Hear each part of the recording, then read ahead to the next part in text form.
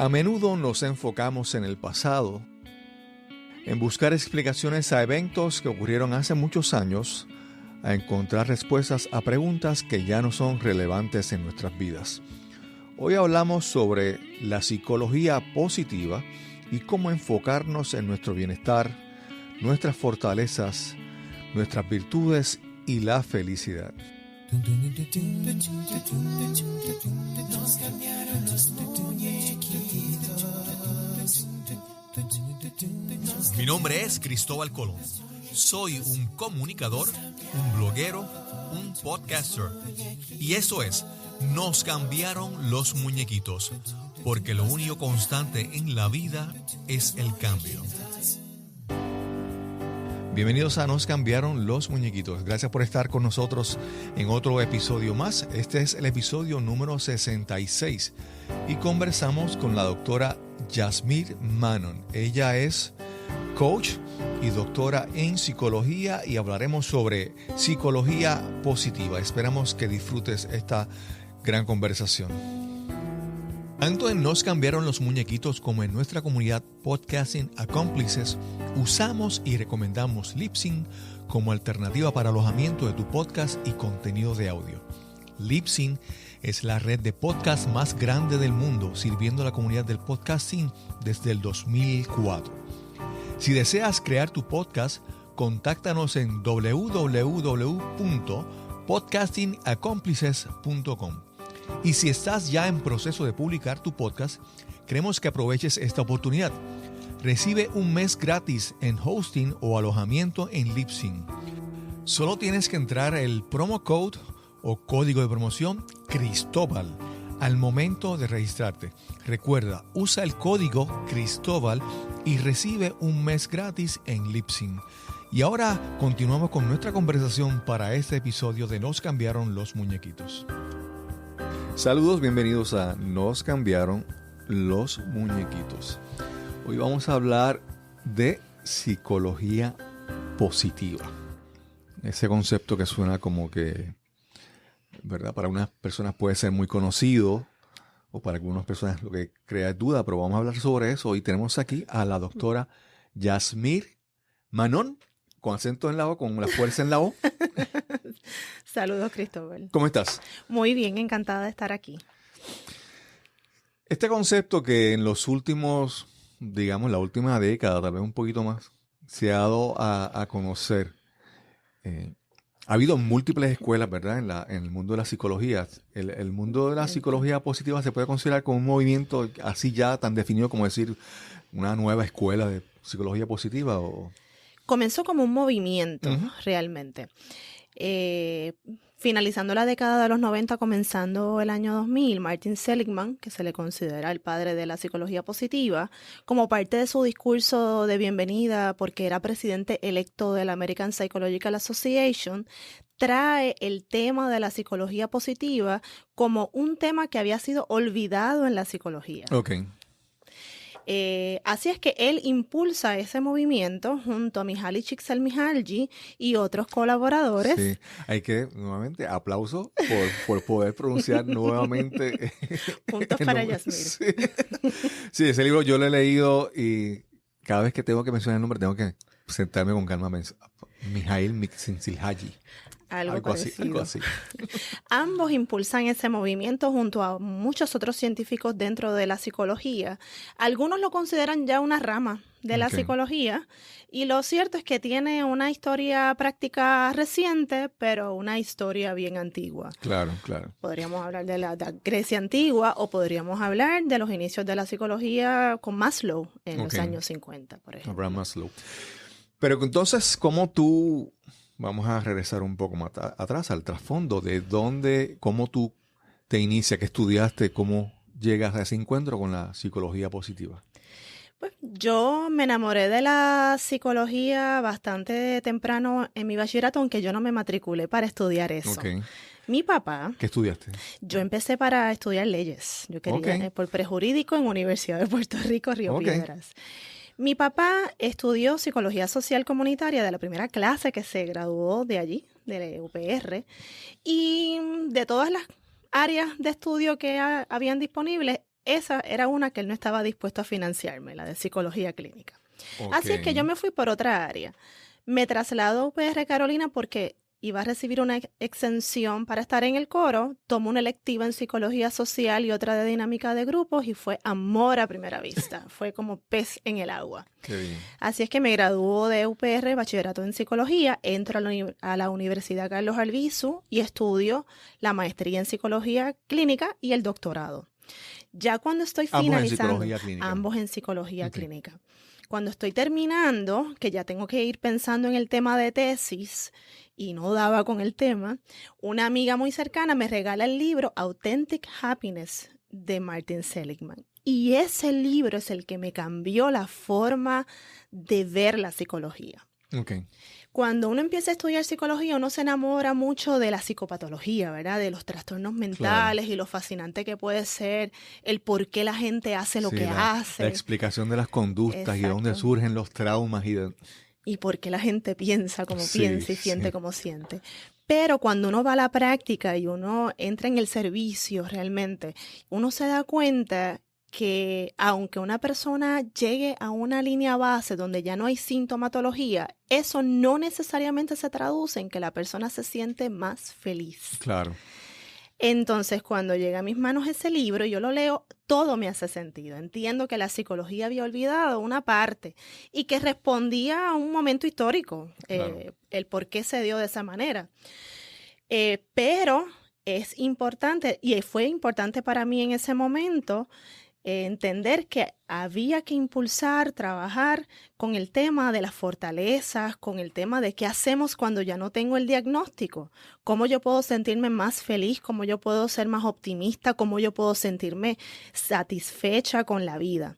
Así es que me resonó en mí, hizo sentido en mí y trabajo la tesis entonces en psicología positiva. Okay. Esta pregunta, yo por ejemplo, tuve en algún momento de mi vida, yo tuve varios psicólogos a que estuve asistiendo. Y una de las cosas es que cuando a mí me pasó que uno empieza a trabajar con la ayuda de un terapista, con un psicólogo, uno se enamora de la psicología y a veces uno dice, yo quisiera estudiar psicología. ¿En tu caso fue algo así también? ¿O tuviste algún contacto con algún psicólogo que te digo, esto me gustaría antes de...? A mí me llevó la curiosidad, y es lo que me ha movido todo el tiempo en mi vida, la curiosidad de saber el por qué. Como dije anteriormente, el por qué la gente piensa como piensa, siente como siente, por qué se dan estas cosas. Y esa curiosidad es la que me llevó a la psicología realmente. Lo que me lleva luego a la psicología positiva es que de hecho se define de una manera informal como el estudio científico del bienestar y la felicidad, lo que hace que valga la pena vivir la vida. Claro, claro. Porque siento también que en mi familia, en mi comunidad, la gente que conozco es un tema importante y recurrente. Yo hace unos días estaba escuchando un podcast. Creo que estaban entrevistando a Rick Hanson, creo que era. Y esta persona decía que estadísticamente las personas, el porcentaje, la proporción de personas con, vamos a decir, con desórdenes mentales es mucho más alto de lo que uno piensa. Y a veces hay personas que tienen algún tipo de complicación, algún tipo de problema, pero son funcionales. Claro. Hay personas que son, ¿verdad? Y siempre ha habido este estigma de que el que busca ayuda de un psicólogo es porque está loco. Y siempre estamos lidiando con ese tabú, aún en Puerto Rico. Sí, y en todos los tiempos. A veces, realmente, pues, esa se vuelve la excusa. La excusa para mucha gente no enfrentar asuntos, y no es que tengan tal vez problemas, pero cosas que pueden mejorarse en su vida, ¿verdad?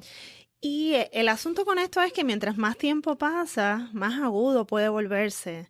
Y cuando ya llega a buscar ayuda, quizás llega obligado por un tribunal o llega de una manera que no es voluntaria o cuando ya es todavía más trabajoso asumir la responsabilidad o por ejemplo, del bienestar. Ya una relación, un matrimonio está tan afectado que por la mala comunicación o por asuntos que son a veces boberías, pero no se tomaron no se prestaron atención a tiempo. Es la bola de nieve. Claro, claro. Y entonces cuando tú entras con este libro que mencionaste, que te cambió tu forma de pensar, y entonces comienzas a estudiar todo esto, ¿cuál ha sido para ti el mayor beneficio? ¿Cómo esto cambió tu vida?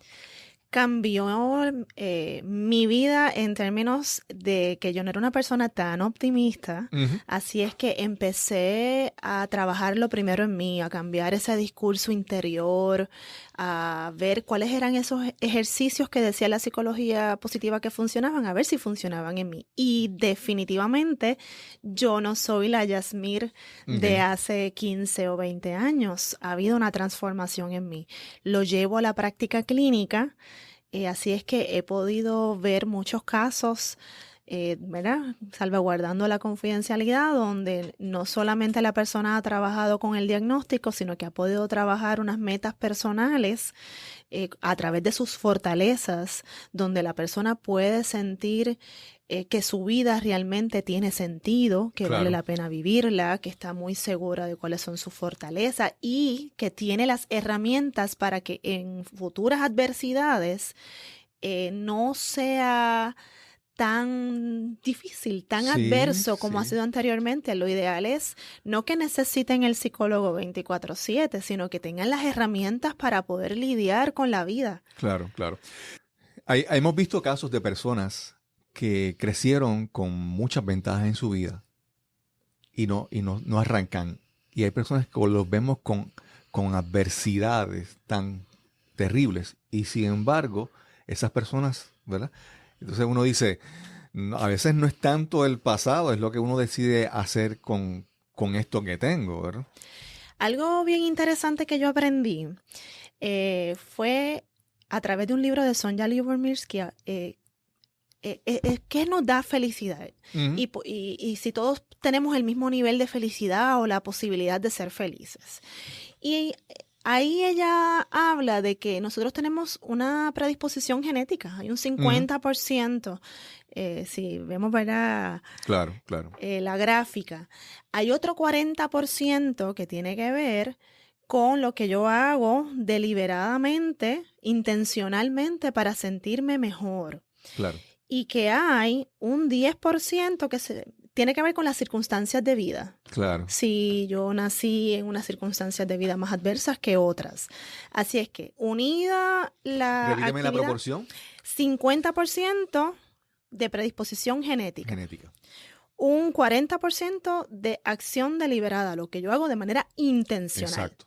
Y un 10% de las circunstancias, el ambiente, ¿verdad? Donde me crié, qué padres tuve, qué experiencias de vida, qué sí, cuando país. hacemos la suma, 60% sobre 40%, hay una desventaja, pero ahí requiere, entonces, eso indica que hay un trabajo que hacer. Bueno, el 50% quizás yo no tengo mucho que hacer, pero yo tengo un 50% de que sí yo puedo hacer algo al respecto. Claro, no, pero más o menos.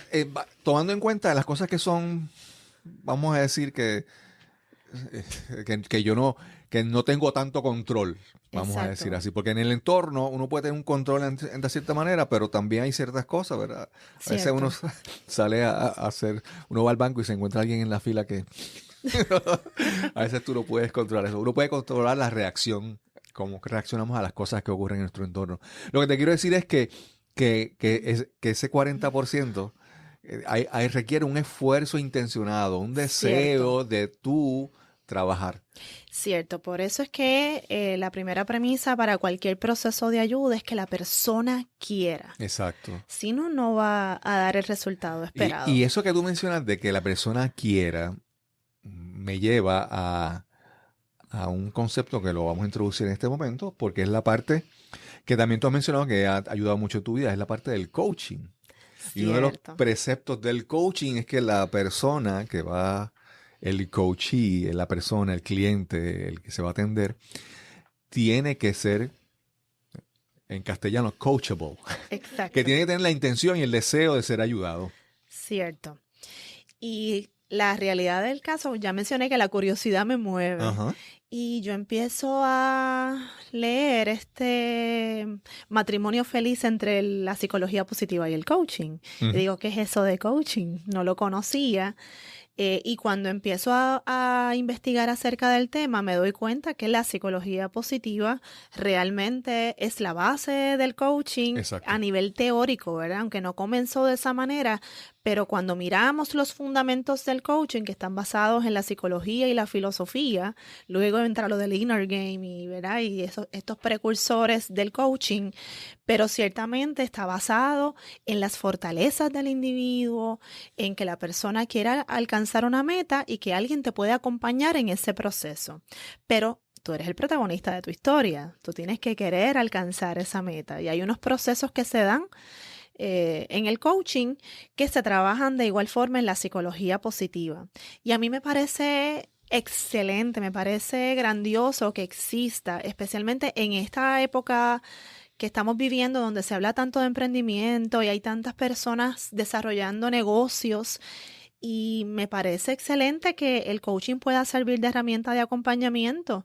Si no queremos personas que dependan ni emocional, ni físicamente, ni del Estado, ni de otras personas, es importante fomentar que estos procesos se den y que se den de una manera apropiada para las personas, que realmente alcancen esas metas que se quieren trazar. Claro, ahora que mencionas eso de la dependencia, en los medios de comunicación, en el cine, en la televisión, uno ha visto estos estereotipos de donde se crea siempre la dependencia entre el paciente y el psicólogo. Yo recuerdo una película hace muchos años, What About Bob, que este personaje perseguía a su psiquiatra.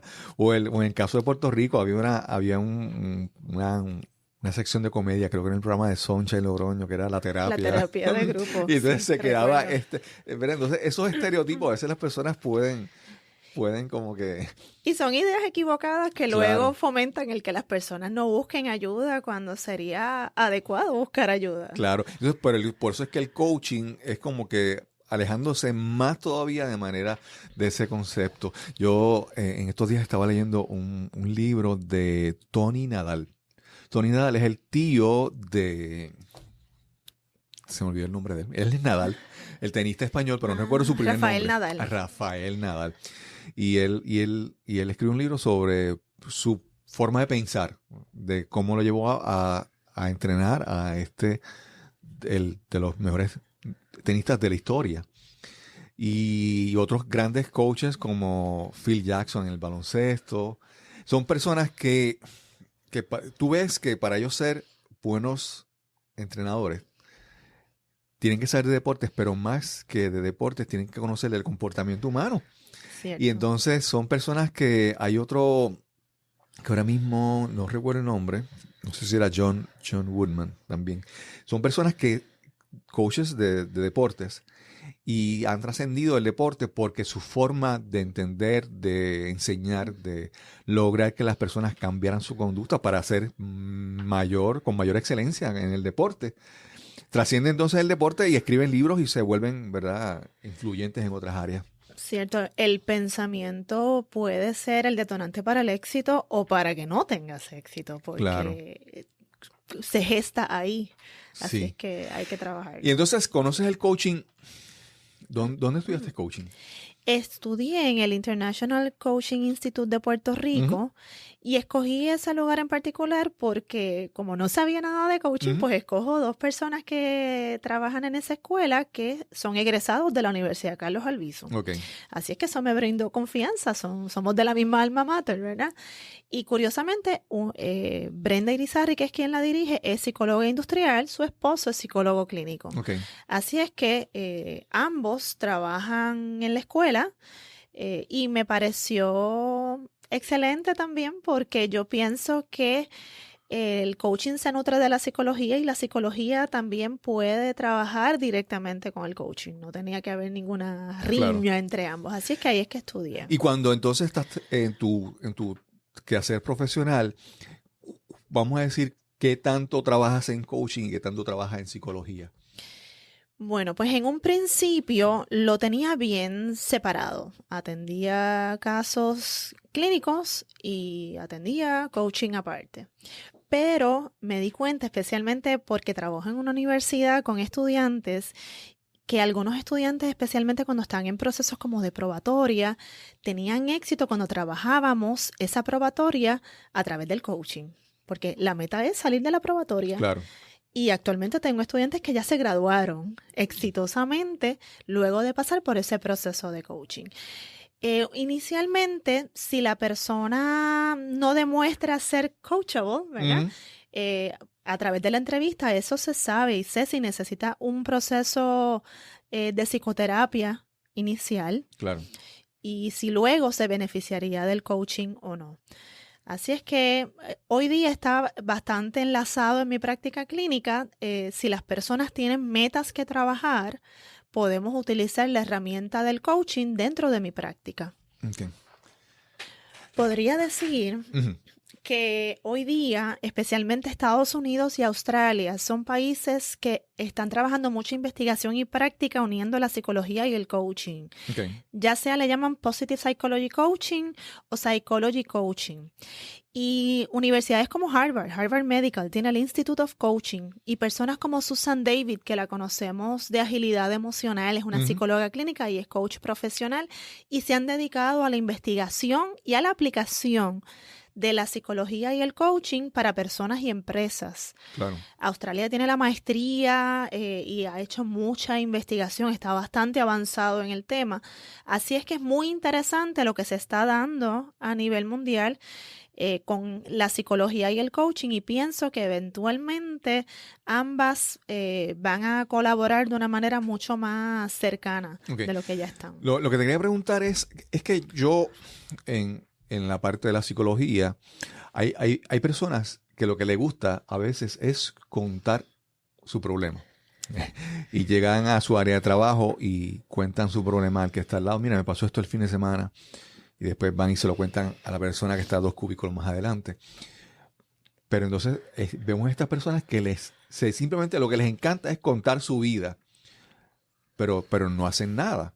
Entonces, cuando en la psicoterapia, creo que es muy posible que sean muchos casos de estas personas que les encanta ir y contar, pero no dar el paso adelante. Contrario al coaching, que a mí no me importa eso. Vamos, ¿cuál es el próximo paso? Háblame sobre esa, vamos a decir, ese síndrome de las personas que les encanta estar así. Bueno, en ambos escenarios, el profesional que está trabajando lo va a traer, ¿verdad? Porque la ventilación de emociones y de situaciones es parte del proceso. Exacto, sí. Pero cuando ya se torna que eso es lo único que quiero ir a hacer en este escenario, pues es deber de la persona que está escuchando, que es el profesional de ayuda, traerlo. Claro. Y trabajarlo. Entonces, la persona tendría que determinar si realmente quiere trabajar con eso o no. O si quiere quedarse en la zona donde está, en el lugar donde está. Claro, porque muchas veces algunas personas lo que necesitan simplemente es que los escuchen. A veces quieren solamente eso. Pero incluso cuando ese es el único diálogo que quiero tener y no quiero trabajar para solucionar, para buscar otras formas de verlo, para hacer otras cosas que pueden ser o alejarme de ciertas personas o cambiar ciertas cosas en mí, la forma que pienso, la forma en que recibo las cosas de la vida, pues entonces habría que ver si realmente la persona quiere ayuda o no. Claro.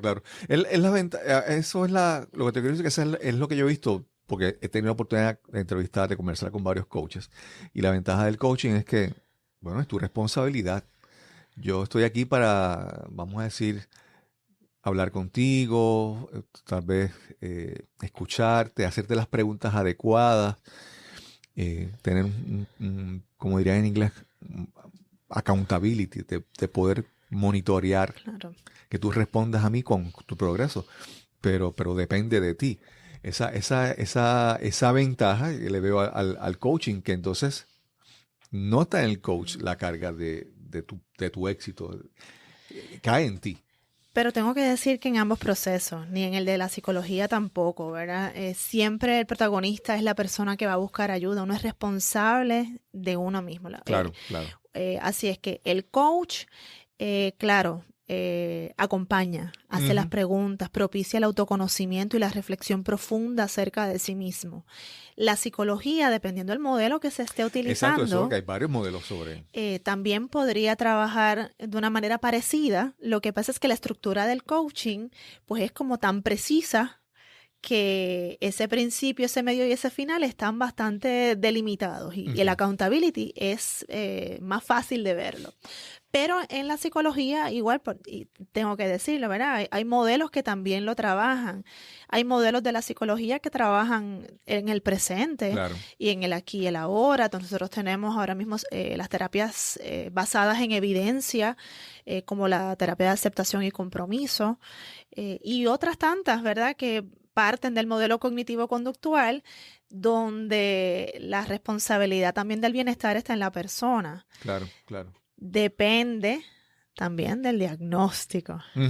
Hay diagnósticos que son muy circunstanciales, otros que tienen una mezcla de predisposición genética. Así es que cada caso habría que verlo en su justa perspectiva. El coaching es excelente para alcanzar metas. Así es que me gusta mucho ese formato donde a través de esas preguntas las personas pueden alcanzar más rápido sus metas. Quizás en un proceso terapéutico, como se va a trabajar otras áreas también, ese proceso se podría quedar. Claro. No hay una ventaja de cuando dice de alcanzar las metas, es que, por ejemplo, se ha demostrado que en la manera en que tú vas alcanzando metas, tú vas mejorando tu autoestima. Cierto. Si a veces tú tienes un problema que tú no confías o no tienes la seguridad o el deseo de emprender ciertas cosas, el tú empezar a alcanzar pequeñas metas, aunque sean pequeñas, va contribuyendo a que tú te sientas más seguro y más confiado de emprender otros pasos que necesitas hacer. Esa ventaja ¿verdad?, le veo a ese proceso. Te quería preguntar, uno de los libros que yo leí en algún momento y cambió mi vida, y lo he leído en más de una ocasión, lo leí después del huracán María, lo revisité en una parte después del huracán María, y tuve la oportunidad de hablar sobre eso aquí con la doctora Yarisa Tolentino. Ella su especialidad es logoterapia. Y es el libro de Viktor Frankl, The Man's Search for Meaning, el hombre en búsqueda de significado. Y quería entonces las enseñanzas o lo que Viktor Frankl propuso, de alguna manera también se puede encontrar, se ha incorporado en algo de la psicología positiva. Sí. Okay. De hecho, Martin Seligman inicialmente habla de 3 pilares de la psicología, pero luego él revisita su teoría y elabora un modelo que él le llama PERMA. Okay. Es un acrónimo. PERMA tiene que ver la P con emociones positivas, la E es de compromiso, ahí entra el flow, la R de relaciones positivas, la M es meaning, sentido. Claro. Y ahí es que se trabaja el propósito de vida, el significado y el sentido que le damos a la vida. Y se trabaja mucho con esta sensación de felicidad hedónica versus eudamónica. La hedónica tiene que ver con satisfacción con la vida, con el trabajo, con el dinero, y tiende a ser pasajera. La eudamónica, que ese concepto viene de Aristóteles, tiene que ver con realmente si yo me siento que estoy viviendo una vida que tiene sentido para mí, claro, que está aliada a mis valores, que yo tengo una misión y una visión de vida clara y anclada con esos valores y atada también a mis fortalezas, que es un tema central de la psicología positiva. La A, para no dejarla fuera, tiene que ver con accomplishment, logro. Los logros. Sí, lo que estábamos hablando de ir alcanzando metas y poco a poco vas build up, aportando más a ese. Estás escuchando Nos cambiaron los muñequitos. Este es el episodio número 66 y conversamos con la doctora Yasmir Manon. Pero entonces con esto de encontrar significado, encontrar el propósito de la vida, porque hay veces que las cosas se ponen como que de moda, yo le llamo los buzzwords, las palabras, ahora se habla mucho de resiliencia y entonces al punto que ya uno como que ya uno no quiere escuchar más de esa palabra. Y entonces el concepto de encontrar el propósito, entonces todo el mundo dice, no, porque yo quiero encontrar el propósito de mi vida, y entonces yo creo que me hables sobre ¿el propósito de la vida se encuentra antes de emprender la acción o se encuentra en el proceso cuando actuamos y progresamos? Wow, yo diría que antes de uno hacer nada, uno debe pasar por un proceso de autoconocimiento Ujú, y ese proceso de reflexión es el que nos lleva al propósito de vida. ujú. Así es que desde la óptica que lo estoy viendo y si entiendo bien tu pregunta, el significado que le damos a nuestra vida, el sentido que le damos, debe ser un predecesor de Ok, cualquier cosa que yo vaya a hacer, claro, porque si no voy en el camino sin mapa. claro, claro. No, te pregunto porque es que he visto casos de personas que en ese proceso de buscar y definir su propósito de vida, se quedan estancados. Y entonces, Mm, ¿verdad? Esto es una conversación, esto es parte del diálogo. claro. Yo he visto, en mi experiencia, ha sido de que muchas veces, por ejemplo, en el caso de lanzarme a crear el podcast, yo Ah, ya había veo. comprado el equipo y tenía todo allí y, ajá, qué bien, qué pasa. Y esperando la visión y esperando qué es lo que yo quiero hacer. Y entonces, yo una de las cosas que he descubierto de sí, de que uno tiene que tener un cierto grado de autoconocimiento antes de emprender, uno tiene un Ujú. grado de propósito, pero tan pronto tú das el primer paso, el camino se abre diferente. Por ejemplo, yo camino por el pasillo, llego a la esquina y de repente veo todos las... Claro, es el concepto de que no tiene que ser perfecto, porque Claro, nunca claro. van a estar las condiciones perfectas, ideales para uno hacer X o Y cosas. Ya cuando uno ha pasado por ese proceso inicial y existe el deseo de hacer, uno debe animarse a caminar, Sí. aunque no sea perfecto. A mí algo que me encanta, no sé si tú eres conocedora de la música de Silvio Rodríguez. Algo. Hay una canción que es La Fábula de los Tres Hermanos. Sí. Y a mí lo que me gusta de La Fábula de los Tres Hermanos es decir, mira, no hay una solución que funciona todo el tiempo. La Fábula de los Tres Hermanos es que el primer hermano emprendió el camino a descubrir y a fundar.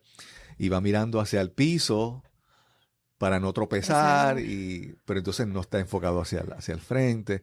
Y también estaba el segundo hermano que sale a emprender su camino y mira al frente, al horizonte, pero no ve la piedra con la que tropieza todo el día porque nunca mira abajo.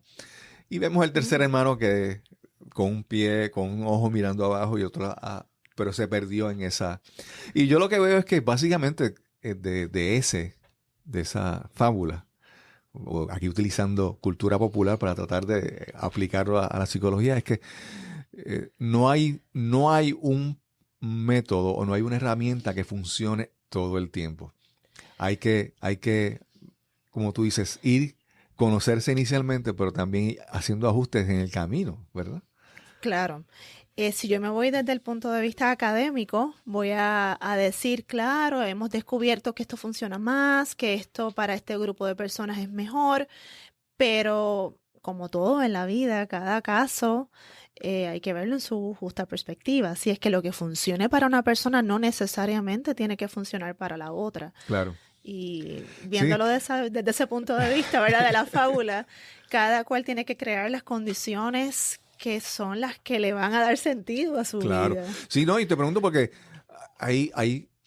siempre está a veces, por lo menos desde el punto de vista mío, yo no sé profesionalmente cómo lo ven, pero esta comparación entre la psicología y la psiquiatría, entonces la psicoterapia y el uso de fármacos. Y entonces yo tengo que entender que en algún momento hay personas que están en una situación donde hormonalmente y químicamente su cerebro, y esa gente necesita medicamentos. Y Cierto. entonces es ver cuándo te hace falta medicarte y cuándo te hace falta Claro, terapia. una cosa es la necesidad de medicamentos para trastornos como la esquizofrenia, que son necesarios para poder funcionar, pero otra es la sobremedicación o la medicación cuando se podría beneficiar de otro tipo de procesos como la psicoterapia Claro, primero. claro. Hace un momento mencionamos los 50% de la genética, el 40% era lo que tú decidías, lo que tú hacías, y el 10% Ujú. que era el entorno. Y entonces podemos ver personas que son millonarios y viven de manera miserable, no son felices. Y hay Ujú. personas que no tienen nada y, y entonces viven felices.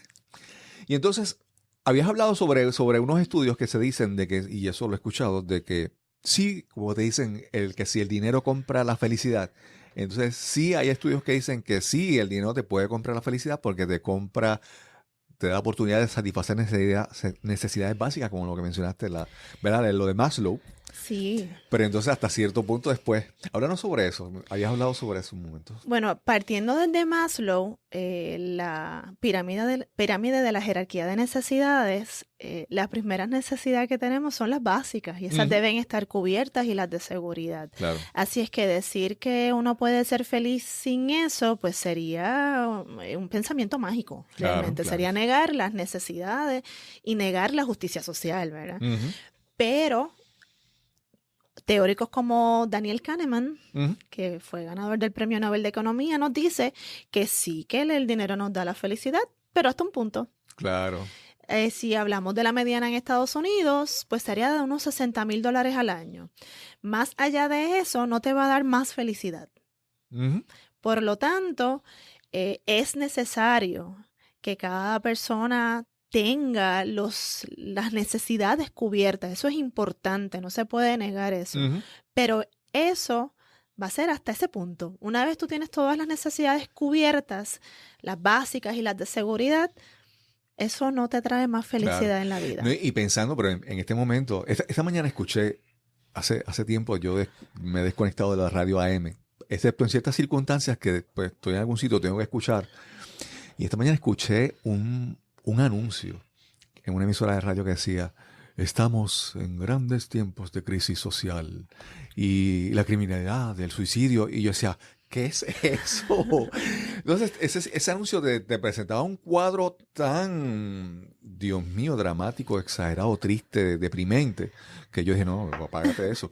Pero cuando hablamos entonces de que el dinero te puede ayudar a alcanzar cierto grado de bienestar, hasta cierto punto, pero después más allá de eso. Pero el asunto, y es algo que está ocurriendo en Puerto Rico, con la crisis fiscal y la crisis económica, como de repente dicen a los pensionados tenemos que bajarle 10%. Yo digo, obviamente eso no puede traer bienestar o con la reforma laboral que ha habido cambios. Esto de por sí, como científicamente vamos a decirlo de esa manera, no va a traer mayor bienestar al país. Claro. Es masivo el impacto. Y negarlo, vuelvo y digo, sería estar disociados de la realidad. Claro. Y esa no es la idea. La idea es uno saber lo que está pasando en el país, y eso es importante. Y las personas que son activistas son importantísimas en el país, ¿verdad? Porque están luchando por una justicia social. Pero si no hay una contraparte que también propicie el bienestar hay cosas que no podremos controlar en este momento, pero sobre lo que sí tengo control para regular mis emociones, para cambiar el discurso interno, porque eso me hace ser más proactivo en los procesos personales y de país, pues eso también hay que mirarlo. Sí. Yo te quería, y esta pregunta es más como psicóloga, ¿verdad? Es la parte de que muchas veces nosotros tenemos una idea, un concepto de lo que sería mejor en nuestras vidas. A veces decimos, no, nosotros queremos más paz y queremos más, y entonces queremos más paz, pero no hacemos actos en nuestra vida que nos lleven a ser más pacíficos. Queremos más paz, pero podemos insultar en las redes sociales a un político que decimos que no. Y entonces como digo, esa incoherencia entre lo que queremos y lo que hacemos. Lo dijo Gandhi. ¿Verdad? Pero para el que no recuerda, ¿qué dijo Gandhi? Que la coherencia entre lo que pienso, lo que siento y lo que hago, eso es paz. Sí. Ese es el concepto general. Condensado. La realidad es que una vida que se vive de manera incoherente no puede ser una vida feliz. Así es que muchas veces tenemos altos los juicios para ver lo que está mal en los demás. Y eso hace tanto ruido, permitimos que haga tanto ruido, que no vemos cómo nuestro pensamiento y nuestras emociones y nuestras acciones no están ayudando a que haya paz. Claro. Y la paz comienza con uno mismo.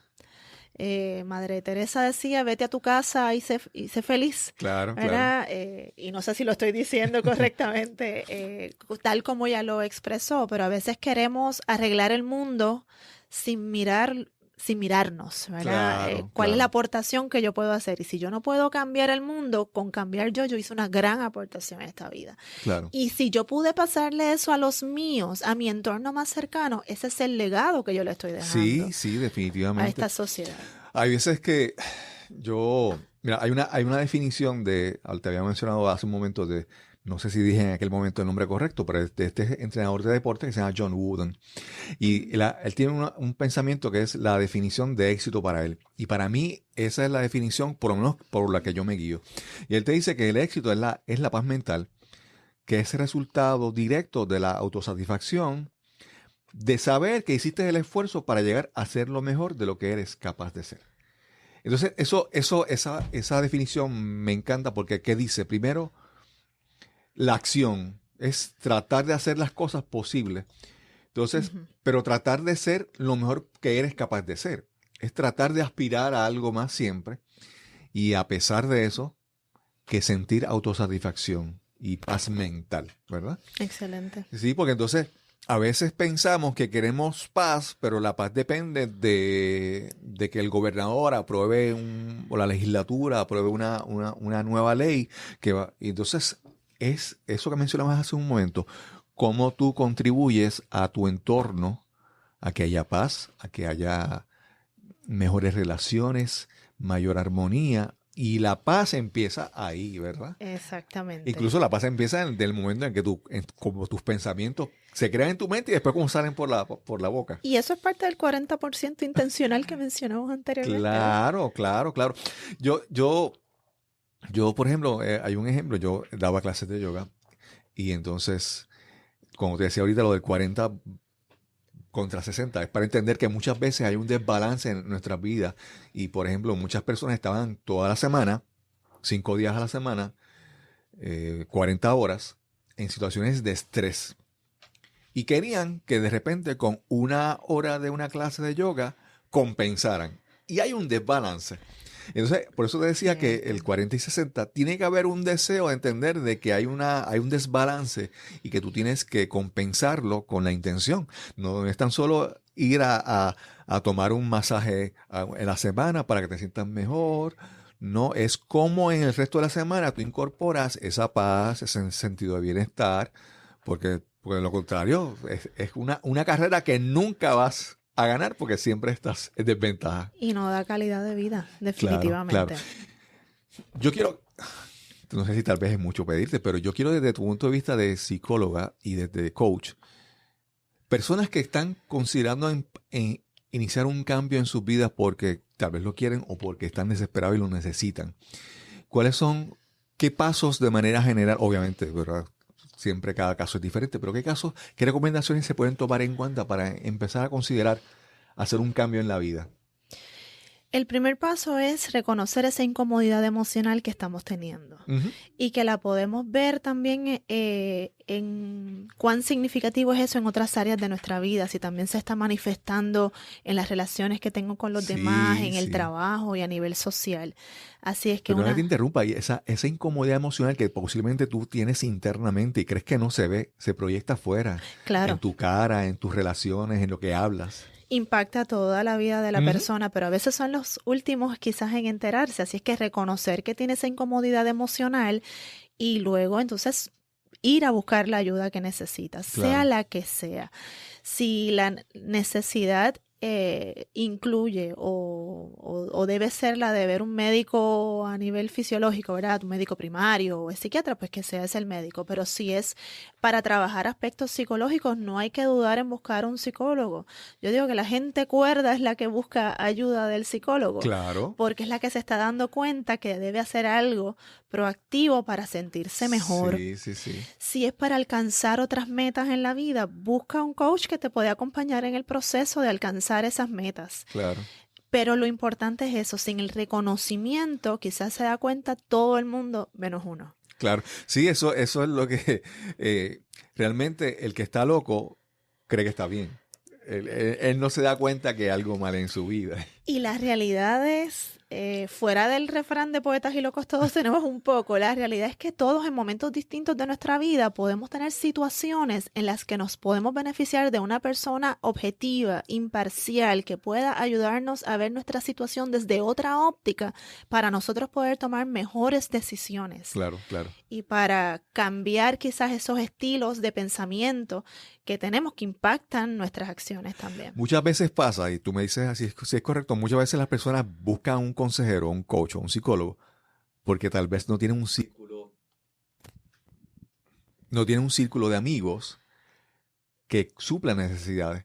A veces con cambiar tu entorno, como que salir un poco de esas amistades tóxicas que están a tu alrededor, todas estas personas están a tu lado, puedes buscar cambiar. Entonces eso a veces dicen, mira, era un ajuste pequeño que puede contribuir mucho. De hecho, hay un estudio, el más largo que tiene Harvard, acerca de la felicidad. Es un estudio longitudinal que lo hizo de apellido Vaillant, que dice que las relaciones prosociales son el mejor indicativo de bienestar. Claro. Así es que el tener buenas relaciones de familia o de amistad sirve como, digamos, como un buffer. No sé la traducción al momento, pero que contra una zona de amortiguamiento. Un amortiguador contra las adversidades, y las personas tienden a vivir más y a sentirse mejor, según reportan en ese estudio. Claro, claro. Sí, todos sabemos de que, por ejemplo, todos tenemos adversidades, pero si las personas que están a tu lado te están diciendo, ¿sabes qué? Esto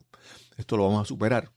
Hace una gran diferencia de que dice, ¡diablo! Eso le pasó a fulano y se murió de eso. O la indiferencia, que sean amistades solamente para unos ambientes o para unos aspectos, pero no para dar apoyo emocional. Claro. Sí, ahí es que tú tienes que reevaluar cuál es el concepto de amistad. Porque si tu concepto de amistad es estar en el liquor store, en la barra, dándote los tragos, pues realmente, bueno, tal vez suple una necesidad tuya, pero no es la necesidad que tal vez tú, la más apremiante en momentos que... Exactamente. Hay un pensamiento que dice que Jim Rohn dice que tú eres el promedio de las 5 personas que están más cercanas a ti. 5 personas, y yo lo digo en cualquier área, en tus habilidades físicas, en tu condición física, tú puedes ver que tal vez entre tus 5 amigos más cercanos, personas más cercanas, tal vez tú no eres el más atlético, pero tal vez no eres el más sobrepeso. Entonces yo digo siempre eso de que en la manera en que uno busca cuidar las personas que rodean a uno mejora ese porcentaje. Porque si hablamos de ese discurso interno, pero yo lo que estoy externamente escuchando todo el tiempo tiene que ver con queja, con disgusto. El estado de ánimo va a bajar y mi proceso de pensamiento va a cambiar. Y si hablamos de neuroplasticidad, pues las conexiones sinápticas también se dan de manera diferente. Se va transformando nuestro cerebro, nuestra mente, y eso tiene un impacto en nuestro diario vivir. Por eso es que es importante con quién yo me estoy rodeando y qué es lo que yo estoy escuchando. Eso te quería decir. Yo he visto personas, y he visto casos reales de personas que yo veo lo que están consumiendo y yo veo como poco a poco su vamos a decir una palabra, neuroplasticidad va cambiando.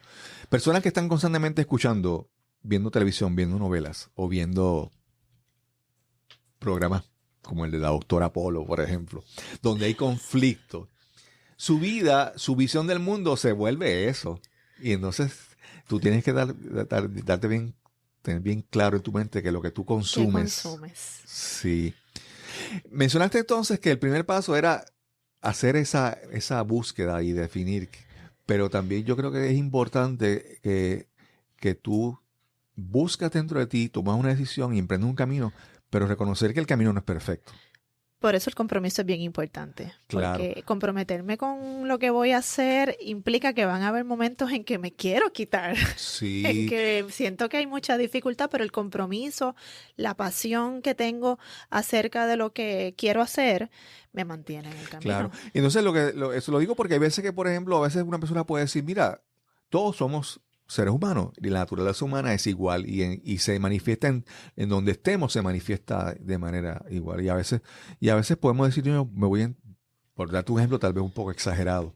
Yo digo, no, voy a empezar a visitar la iglesia. Pero de repente vas a un grupo religioso, a una iglesia y encuentras conflictos humanos que es parte de la naturaleza. Es reconocer que, como mencionaste, tienes que tener un compromiso porque las fallas, los fracasos en el camino van a seguir ocurriendo, las decepciones con otras personas siguen ocurriendo porque somos todos seres humanos. Porque eso es un esquema de pensamiento, Exacto. ¿verdad? Pensar que las cosas van a ser ideales, que la gente es perfecta, que los grupos se supone que somos seres imperfectos y cuando estamos en grupo esos procesos se van a dar también de manera imperfecta. Exacto. Así es que yo veo el propósito que me mueve y no me voy a concentrar en la imperfección de las personas que tengo a mi alrededor porque si no me voy a desanimar y me voy a ir. Sí, no, definitivamente. Eso es lo que quiero que la gente entienda, de que muchas veces tener el deseo y la intención es parte de arrancar en el proceso, pero en el proceso tú tienes que seguir observando, nutriéndote, analizando, corrigiendo, porque no es fácil. Yo recuerdo uno de los primeros libros que yo leí que cambió mi percepción de lo que es la psicología, que fue de Scott Peck. Se llama The Road Less Traveled. Y él decía, la vida es como un desierto. O sea, todos los días tú te levantas en emprender ese camino y la vida es difícil. Pero ya tan pronto tú sabes y aceptas que la vida es difícil, ya no es tan importante eso, ¿verdad? Okay. Es reconocer de que life is difficult. Recuerdo que esa es la primera línea del libro. Life is difficult. La vida es difícil, pero tan pronto aceptas eso, te das cuenta de que ya no es tan importante, porque aceptas que ese conflicto y esas dificultades y la adversidad va a estar presente constantemente y eso es señal de que estás vivo. Claro, y de igual forma que hablábamos de que de que no podemos hablar de emociones positivas y negativas como si unas fueran contrarias a las otras. Las emociones son, las personas son, las cosas son. Sí. Y cuando uno acepta eso, le da menos importancia a que esos son procesos que se dan. Lo importante es de lo que yo sí tengo control, qué yo voy a hacer con eso. Claro. Eso de las emociones buenas y malas. En la vida no hay un árbitro que dice... Todas cumplen un propósito importantísimo en nuestras vidas, así que todas las emociones son válidas. Claro. Ahí lo importante es la intensidad con la que yo las manifiesto. Claro. Sí, yo siempre lo menciono, que yo he visto grandes compositores que han escrito unas canciones como una idea cortavenas, hermosas, espectaculares, y la escribieron en su momento de mayor tristeza, tal vez. Simplemente es que una emoción en ti permite que tú te manifiestes de otra manera, pero sigue siendo tú. Tú no eres las emociones, ¿verdad? Y la realidad es que yo lo veo como el control remoto, ¿verdad? ¿Quién controla tus emociones? Si alguien con un control remoto que cada vez que lo aprieta tú explotas o lloras o... Bueno, la expresión de que me tocó los botones. Exactamente. Eso se vuelve hasta como una justificación. Pero entonces hay que trabajar con, pues, toma el control toma ese control remoto porque realmente tú puedes tener ese control en tus manos y regularlo. Es como el botón del volumen del radio. No es que va a estar en 0, pero no tiene que estar en 10 tampoco. Claro. Hay maneras de expresar esas emociones de una manera que sean más apropiadas para todas las partes. Claro. Yasmín, y si alguien quiere contactarte, quiere conseguirte, ¿dónde te puede conseguir?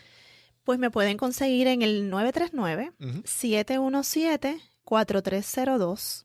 También tengo práctica clínica en el San Jorge Children's and Women's Hospital y ahí me pueden conseguir en el 787-727-1000, extensión 4350. Y ahí cuando dices en San Jorge, es que te especializas en un público más joven. No, ahí... Llego a trabajar allí bajo el ala de los servicios para la mujer. Okay. Aunque trabajo con adolescentes y adultos y en otros escenarios trabajo también con niños, pero se especializa el área donde estoy trabajando en este momento con adolescentes y adultos, especialmente si es para la mujer. Okay. ¿Y tienes presencia en las redes sociales, en una página de internet o algo? Sí, me pueden conseguir en la página de Facebook, doctora Yasmín Manon, allí a la orden. Y yo sé que tú tienes un interés, que en algún momento quieres hacer un podcast y yo espero que te entusiasmes y puedas compartir ese conocimiento que es tan importante porque te digo, escuchar cosas negativas cosas que, como te dije, el anuncio ese que te decía de la crisis social en Puerto Rico. Tiene que haber un balance. No, entonces tenemos que buscar alguien que nos hable de una manera más positiva. Cierto, y la realidad es que espero que eso se pueda concretar próximamente. Me interesa mucho hablar de este tema para las personas. Me gusta también el tema en las organizaciones porque lo he visto también la importancia de trabajar los espacios felices. Claro. Este tema del Chief Happiness Officer que se está dando también es un tema que me interesa desarrollar porque parte de lo mismo, ¿verdad? Cómo yo puedo ser más productiva si me siento mejor en el espacio donde estoy. Hay una parte que la hago yo, pero hay una parte que la hacen los empleadores. Sí, y eso es lo que tú mencionabas hace un momento, ¿verdad? La gente piensa que la relación entre un supervisado y un supervisor, un jefe, tiene que ser siempre como que los estereotipos. Y no tiene que ser así, no tiene que haber tirantes, no es que el jefe siempre es malo, no es que... El paradigma ha cambiado definitivamente. Claro. Ya se sabe que un empleado que recibe validación por su trabajo, que se le da libertad creativa para hacer las cosas, incluso que tiene hasta la libertad de trabajar a remoto o flexitime, ¿verdad? Que cada empleado pueda escoger lo que funciona mejor para sí, los hace más productivos. Claro. Estar 8 horas atado allá al escritorio no necesariamente lo hace más productivo. Y con el estudio que mencionaste, de que sabemos de que la compensación monetaria sí trae mayor bienestar, pero hay otras cosas que no son cuantificables de esa igual manera, pero aportan al bienestar del individuo, del grupo y de toda una corporación. Y lo vemos en la fuga de talento, especialmente las generaciones más jóvenes que no valoran el estar 30 o 40 años en un lugar. Valoran que ellos se sientan bien, que ellos tengan libertad. Quieren menos beneficios, pero más libertad creativa y de su tiempo. Valoran el viajar, valoran el tiempo en familia o con amistades. Claro. Y ese paradigma hay que mirarlo de cerca. Sí. Y incluso las organizaciones están cambiando porque muchas veces la labor social o cierto, ¿verdad? A veces siempre, antes lo pensaban como que eso es de relaciones públicas y buena imagen pública. Y ha habido un cambio de que el individuo, pero también las organizaciones tienen que aportar socialmente al bienestar de la comunidad, del país y todo eso. Y no simplemente por cumplir con la cuota de que hice algo así. De hecho, yo no conocía mucho de ese tema hasta que voy al Festival de la Felicidad que ocurrió este año y pude ver de cerca organizaciones que todo lo que hacen, lo hacen de una manera que sea con una visión social, sostenible, que ellos puedan sentirse que están ayudando a otras personas. Claro. Muy importante para ellos y eso me llamó mucho la atención. Realmente desconocía. Hace algunos episodios atrás entrevistamos a Carmen Olmo, que ese es su tema principal. Cierto. Bueno, Yasmín, unas últimas palabras con las que quieras dejar a nuestra audiencia de salida, despedida. Bueno, pues agradecida por este espacio donde se ha podido hablar de cómo optimizar la vida de los seres humanos, que todos tenemos fortalezas. Claro. Hay que encontrar cuáles son esas fortalezas para nosotros entonces poder encontrar también cuál es nuestro propósito de vida. Todos tenemos algo que aportar a este mundo, todos somos necesarios, así es que trabajar con esas fortalezas, con esas metas, nosotros estamos haciendo país también de esa manera. Claro. En la medida en que yo estoy bien y procuro generar espacios de trabajo que le hacen bien a mi comunidad, estamos haciendo país, estamos haciendo patria, estamos mejorando el mundo. Qué bien, qué bien. Y sin más que añadir, entonces nos encontraremos en el próximo episodio de Nos cambiaron los muñequitos. Hasta la próxima. Tanto la psicología positiva como el coaching pueden ser las herramientas que tal vez necesitamos para salir de algún atolladero, para comenzar un nuevo camino o para iniciar cambios importantes en nuestra vida. Agradecemos enormemente a la doctora Yasmín Manon por esta excelente conversación y si disfrutaste de este episodio, compártelo. Si aún no estás inscrito, por favor, suscríbete gratuitamente a nuestro podcast. Y sin más que añadir, nos encontraremos entonces en el próximo episodio de Nos cambiaron los muñequitos. Hasta la próxima. Este episodio es producido usando el programa Hindenburg Journalist Pro. La música son las canciones Almost Bliss y Dreamer de Kevin MacLeod de Incompetech.com, licenciado bajo Creative Commons por atribución 3.0. Encuentras más información en las notas de este episodio.